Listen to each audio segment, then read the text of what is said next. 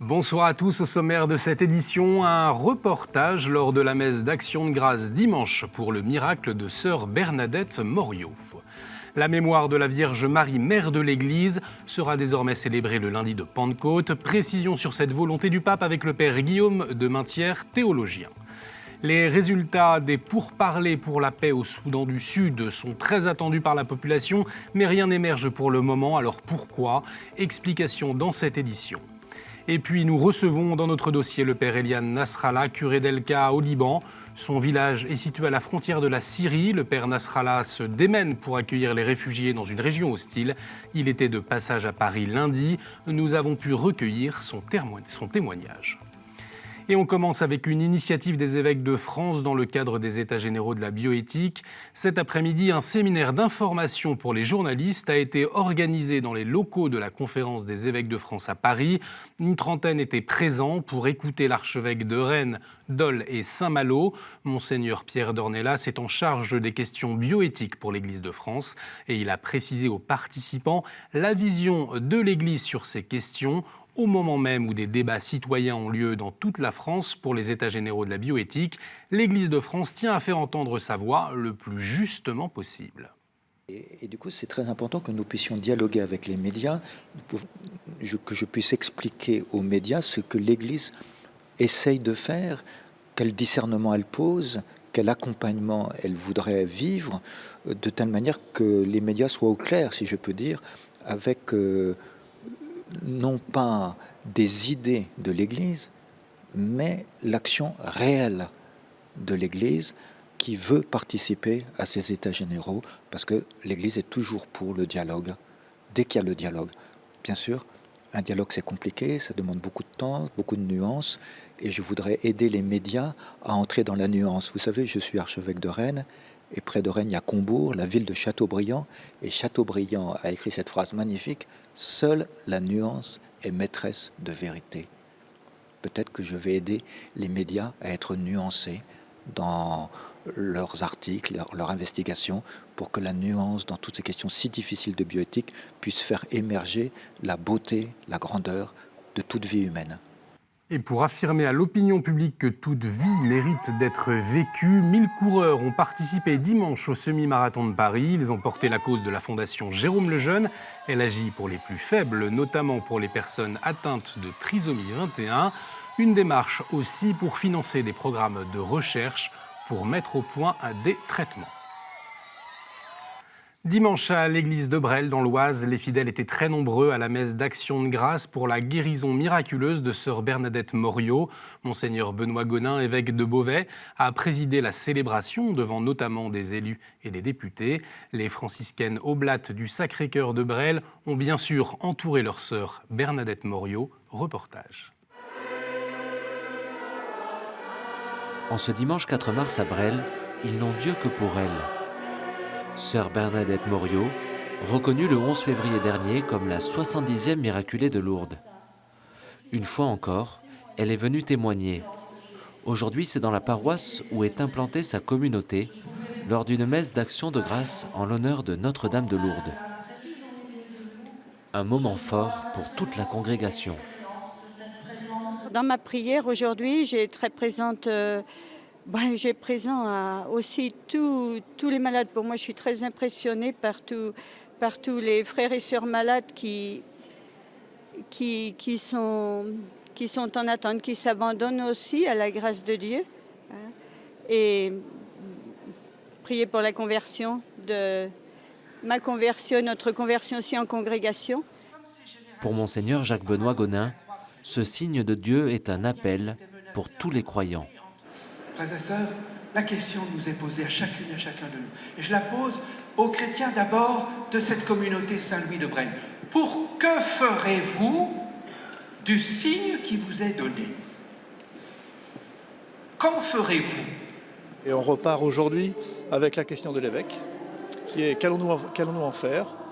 Et c'est effectivement quelque chose qui va nous habiter dans nos vies. On ne sait pas encore comment, mais il va falloir trouver le chemin. On est dans un diocèse où peut-être la foi n'est pas toujours très vive, on le ressent dans nos paroisses parfois. Et donc voilà, c'est un cadeau et du coup un appel pour renouveler notre foi. Et j'ai beaucoup ressenti ce que nous a dit de manière très personnelle l'évêque aujourd'hui. De son côté, sœur Bernadette a déjà une idée sur sa réponse. C'est un appel à poursuivre la mission, tout simplement.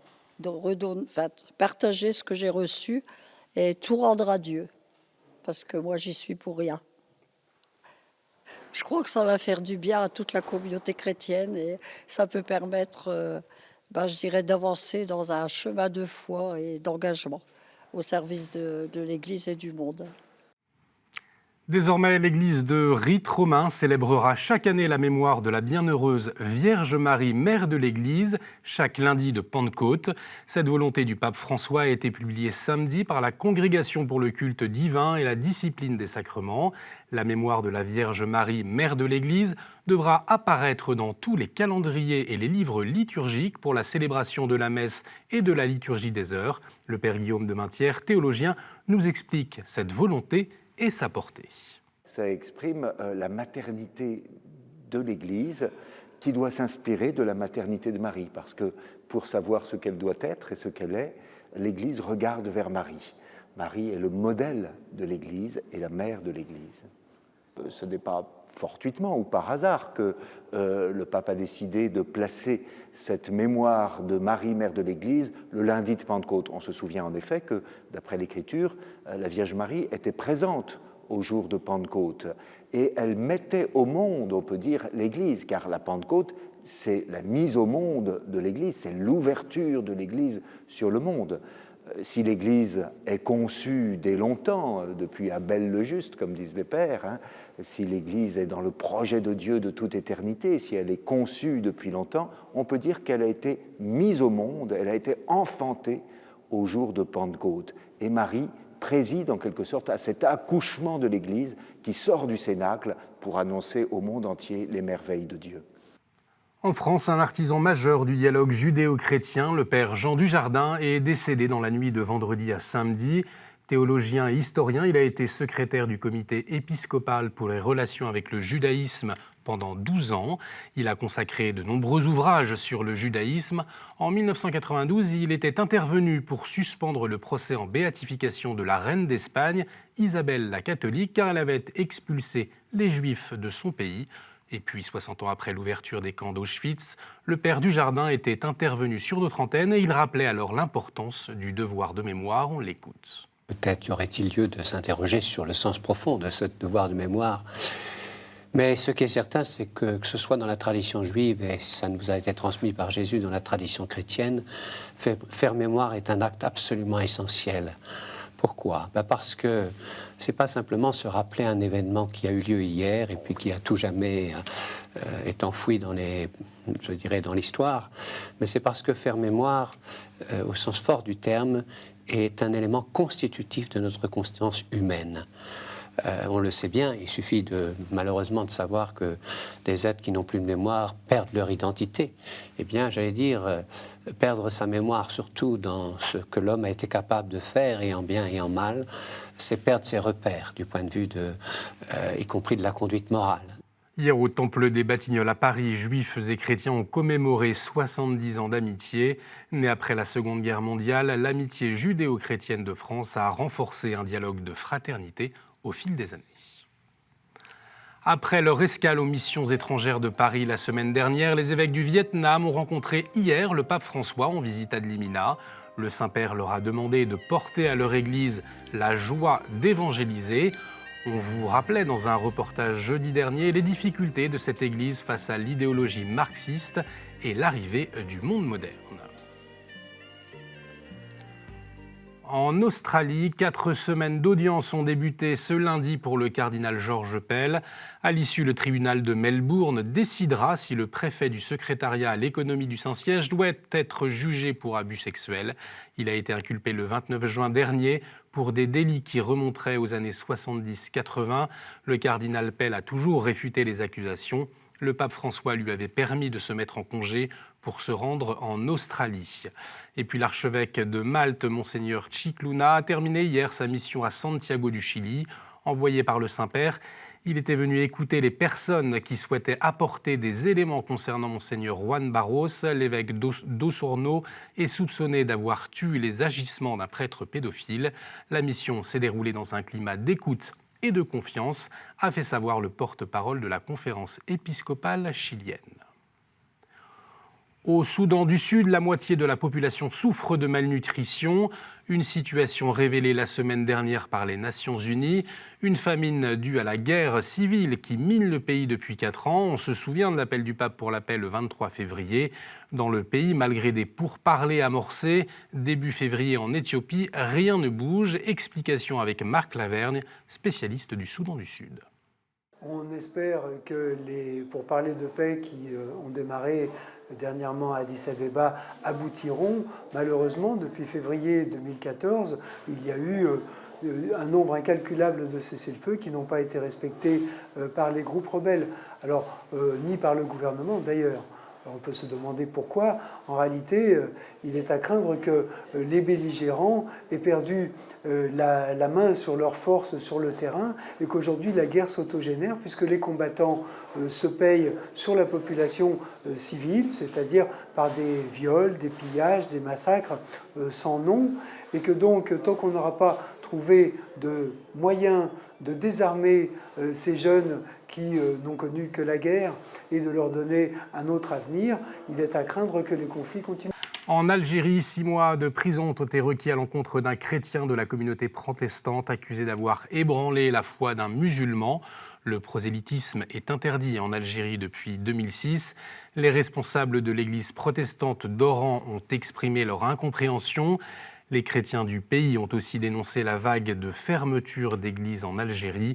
Dans un rapport publié le 1er mars, le World Watch Monitor, organisme d'information sur les conditions des chrétiens dans le monde, rapporte la fermeture de 2 églises à l'Oranie et de 2 autres en Kabylie, en les qualifiant d'injustes.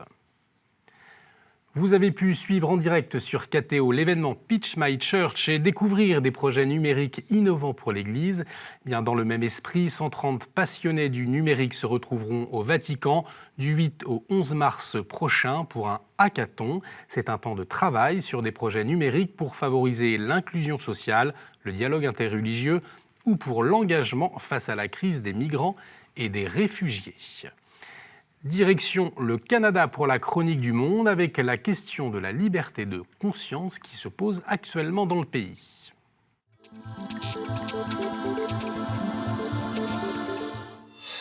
Alors bonjour, c'est toujours l'hiver au Québec, mais on pense à l'été parce que le programme d'emploi d'été du Canada, qui est un programme qui permet de subventionner des emplois étudiants, est dans l'actualité. Pourquoi?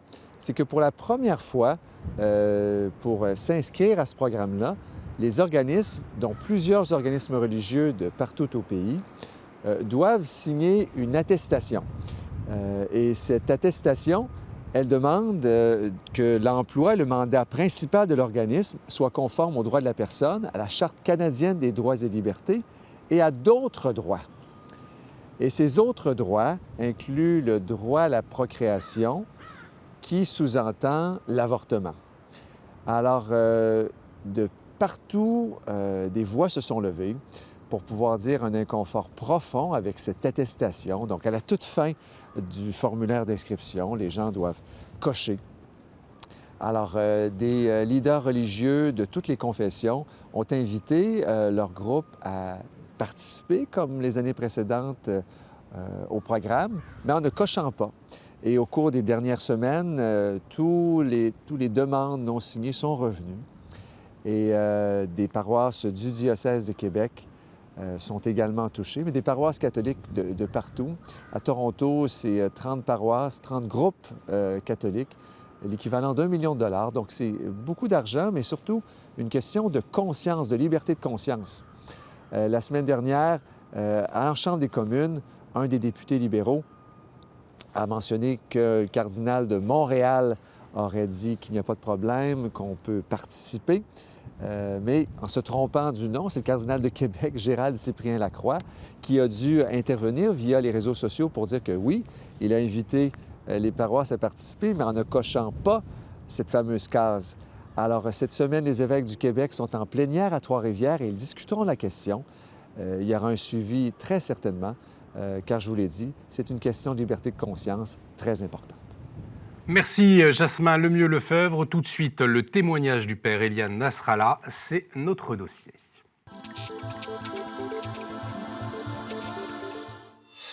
C'était en 2014, une équipe de KTO avait filmé le village chrétien d'Elka, un village du Liban situé à quelques kilomètres de la Syrie, sur la route de Homs. Depuis le début de la guerre syrienne, il y a 7 ans, les réfugiés affluent pour y trouver un refuge précaire. Dès le début de la guerre, la paroisse Melkite Saint-Élie a transformé son centre paroissial en centre de secours pour distribuer des colis alimentaires, des vêtements et offrir des soins. Le conflit syrien perdure et le curé d'Elka, le père Eliane Nasrallah, ne compte ni son temps ni ses nuits pour protéger la population locale. De passage à Paris, il est sur notre plateau ce soir. Père Eliane Nasrallah, bonsoir. Bonsoir. Bonsoir. Merci d'avoir accepté notre invitation. Alors, je le disais, vous êtes prêtre gréco-catholique, curé d'Elka. À l'époque, on l'a vu sur ces images, en 2014, il y avait 4000 familles de réfugiés. Quelle est la situation aujourd'hui? Le nombre des familles et le nombre des réfugiés est toujours le même. Parfois un petit moins, parfois un petit plus, mais toujours, ou bien, il y a à peu près 30 000 réfugiés et envers 4 000 familles de réfugiés qui vivent à Car dans le logement et qui vivent dans la plaine sous les tentes. La guerre, on le disait, a continué. Alors, quelles ont été les conséquences des derniers combats, de ces dernières années, ces dernières semaines, et même ces derniers jours à Elka? Je crois qu'avant de commencer à parler des conséquences, il faut bien noter que la paroisse d'Elka, au début de la guerre de l'année 2011, a ouvert le centre d'éducation, de santé, des aides alimentaires, des aides pour la couverture, les matelas, les tentes, etc. Elle a été présente pour les accueillir et les appuyer d'une façon où il y a la charité chrétienne, la charité de l'homme qui s'est trouvée toujours dans cette paroisse. Alors, il y avait beaucoup de réfugiés qui ont été chez nous. Ils ont été très bien accueillis. Il y avait souvent de dangers contre Elka. Il y avait des missiles, il y avait des combats, il y avait des bombardements qui sont tombés à Elka. Et en même temps, il y avait... vous savez qu'il y a à peu près 5000 habitants de Car qui logent à Car. Alors l'électricité, l'eau, qui était pour 5000, il est depuis l'année 2013-14 pour 30 000 réfugiés à peu près, 5000 de Car. Et aussi, il y a à peu près 8000 personnes de tout le Liban qui viennent travailler dans la plaine de Car. Alors maintenant, elle compte plus que 40 000. C'était et que les réfugiés vraiment ont pris parfois le travail des Libanais et comme ça, la vie pour les Libanais devient de plus en plus compliquée. Voilà, ce sont les conséquences économiques au fond, c'est-à-dire que les réfugiés arrivés dans votre village ont pris le travail des Libanais sur place. Est-ce que ça suscite des tensions peut-être? Bien sûr, il fait des tensions parce que les Libanais, en principe, ils ne sont pas le moyen de vivre sans les réfugiés. Avec les réfugiés et avec les conséquences de leur présence, les conséquences de grand nombre et les conséquences de prendre leur travail. La vie pour les habitants de Ca devient de plus en plus compliquée, mais mais toujours la charité, la pitié envers les réfugiés se trouve toujours et on est toujours pour eux malgré tous les résultats. Votre petite communauté chrétienne se trouve dans une région à majorité musulmane. Est-ce que la cohabitation se passe bien dans ce contexte difficile qu'on connaît?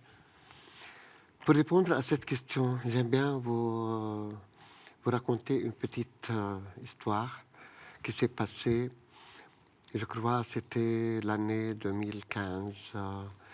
Il y avait plus que 10 000 militaires terroristes de Daesh et Jabhat al-Nusra dans les collines, les montagnes de Ca. Et cette période était très dangereuse contre El-Ca. Alors, une nuit, il y a eu des nouvelles que El-Ca sera attaqué par les 10 000 militaires. Dans une heure à peu près, les jeunes de Ca, les armées libanaises et les habitants de toute la région de Ca, de Hermel. Hermel, c'est une grande ville pour les chiites. Aussi de l'Aboué, de Nabi Osman, de Ras Baalbek, de Baalbek, des sunnites et des chiites. Et surtout, il y a eu la présence de Hezbollah qui sont mis les chrétiens, les musulmans, les armées libanaises, Hezbollah, dans une même ligne pour défendre contre Daesh, le terrorisme, et pour la protection de Ca. Bien sûr, la protection de Ca, de la région, c'est grâce à Dieu au début, mais c'est vrai que c'est un exemple pour l'amitié chrétienne-musulmane dans toute la région. Alors, dans la ABK, à El-Ca, entre El-Ca et Hermel, et la région de Baalbek, où il y a les majorités musulmanes et les minorités chrétiennes, il y a le respect des chrétiens envers les musulmans et des musulmans envers les chrétiens. Il y a des collaborations, il y a de vie ensemble. Et de là, j'essaie de créer, ou bien je suis en train de créer, un groupe des étudiants universitaires de toute la région avec l'université des Pères jésuites à Beyrouth pour faire un travail pour tous les étudiants de Liban et de toutes les régions de Liban, de faire des rencontres ensemble de toutes les religions et de faire des projets ensemble et on croit bien si on peut faire créer un terrain des jeux à Ca pour le basket, pour le volley, pour le tennis, comme ça on peut accueillir tous et jouer ensemble et faire des projets de développement ensemble. C'est pour la vie ensemble et comme ça on peut dire c'est la réponse de l'appel de Saint Jean-Paul II, vivre ensemble, le respect des chrétiens envers les musulmans. C'est une signe de charité et c'est une mission pour tout le monde. Voilà, il nous reste malheureusement très peu de temps. On a entendu votre engagement en faveur du dialogue islamo-chrétien. Vous êtes aussi engagé dans le quotidien pour aider ces réfugiés. On a entendu votre volonté de faire une équipe de basket, également l'éducation pour tous ces jeunes. De quoi vous avez besoin concrètement? Comment on peut vous aider aujourd'hui? Permettez-moi de dire avec un petit mot, quelques mots. Nous soignons la santé dans le centre de santé de la paroisse. Nous avons le centre d'éducation pour les Libanais, aussi pour les réfugiés. Et nous avons la bibliothèque, aussi le centre d'informatique, aussi l'eau potable et l'eau d'irrigation pour tout le village et aussi pour les réfugiés. Alors, nous souhaitons tout d'abord les besoins. Il y a plusieurs besoins. Le finissage de la maison d'accueil qui permet à joindre beaucoup des jeunes, des camps, etc. à accueillir des volontaires, à accueillir, s'il y aura la paix dans la région, à accueillir les touristes qui viendront chez nous. Aussi d'appuyer le centre de santé qui est à la disposition maintenant de 40 000 personnes. Et nous soignons les réfugiés dans le centre et les Libanais. Et aussi, il y a une équipe qui va tous les jours à la plaine pour soigner les Libanais, aussi les réfugiés syriens. Il y a à peu près 3500 cas. Nous souhaitons l'appui des terrains des jeux, nous souhaitons l'appui de créer une boulangerie pour donner des pains, de bons pains pour toute la région et aussi pour créer des occasions de travail pour les jeunes. Alors, il y a besoin toujours pour l'eau potable et d'irrigation. Ce sont quelques projets vraiment qui méritent. Et de télé KTO, je profite de lancer un grand merci pour toutes les associations, pour les peuples français, pour l'Europe, pour tout l'appui qu'ils donnent pour notre village, pour notre paroisse, pour qu'ils puissent continuer leur vie et pour vraiment appuyer les réfugiés syriens chez eux. Merci beaucoup, Père Eliane Nasrallah, d'être venu ici à KTO. Vous pouvez revoir cette émission sur notre site internet www.ktotv.com et aussi réagir avec le hashtag à la source. Merci d'être toujours plus nombreux à nous suivre. À jeudi, excellente soirée sur KTO.